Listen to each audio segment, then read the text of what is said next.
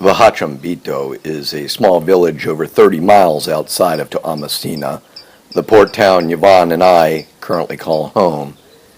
It is tucked in the foothills of a mountain range between here and the capital of Antananarivo, along one of the country's busiest roads. RN2 is the only road between Madagascar's capital and the country's major port city. It's so treacherous that the 210-mile trip between the two cities takes 8 hours on a good day. Good days are not common on RN2. I gave one of my older children the responsibility of taking a younger one to school. On that day, they walked a little way and there was an accident. So I have lost two of my children to traffic accidents. The closest elementary school to Vajachambito is about 2 miles away. There are no school buses in Madagascar, so children walk to school. There are only about 300 people who live in the village, but between 2008 and 2014, residents estimate that 10 people, including children, teenagers, and adults, were struck and killed in that 2-mile stretch of highway.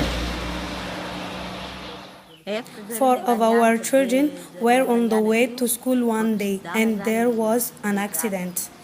2 of the children were taken by emergency to Toamasina, but they died on the way. Faced with the choice between educating their children and death, the villagers stopped sending their fledgling first, second, and third graders to school. And it was then that this story took on a new hope and vision. The children have been going to school in Apasumadink, and we have had many of them die on the road trying to get to school.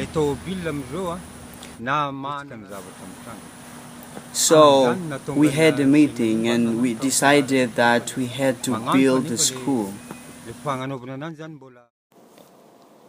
Masi Musa, a recent purchaser of land in the village and wife of a well-respected pastor in Toamasina, nurtured the idea with the elders that they could indeed build a private school. This humble community saw the possibilities and started to pursue the dream. I am an elder in this village. What has happened here, most of us know about, and it is the most miserable thing. That's why we have invited this lady to help us, support us, as we try to build a new school. But we are concerned that when the school is finished, we won't have enough income to run it for kids. 3 years ago, the villagers finished a church that also doubles as a classroom, but the building is not large enough to accommodate all 50 of the youths in the village, so classes are held in shifts. Suffice to say, the shifts make it impossible for the students to get the full instruction otherwise afforded to them under the Malagasy education system.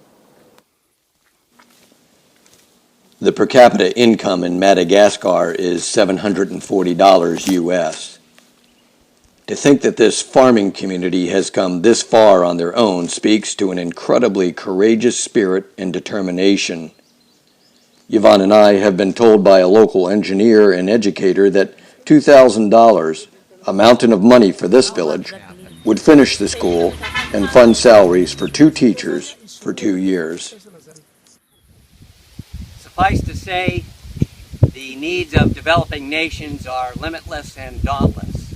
But what has moved us the most is the work ethic of these villagers and their willingness to do something on their own rather than wait for help.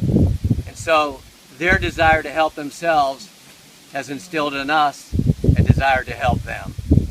Friends, we hope you too are moved by the opportunity to make a donation. Go ahead, keep going. Please write to us at the email address at the bottom of the screen. Just write, "We'd like to help," and we'll get right back to you. Thank you in advance for your help, and God bless you. Bye. Baluma!